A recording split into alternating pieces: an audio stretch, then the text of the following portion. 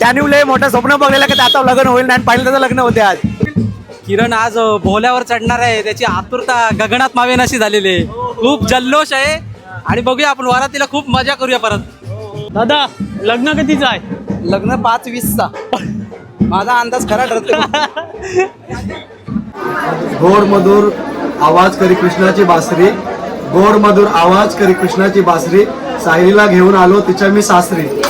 उमराच्या झाडाखाली दत्ताची सावली, किरण रावाने त्यांना जन्म देणार धन्याची मावली.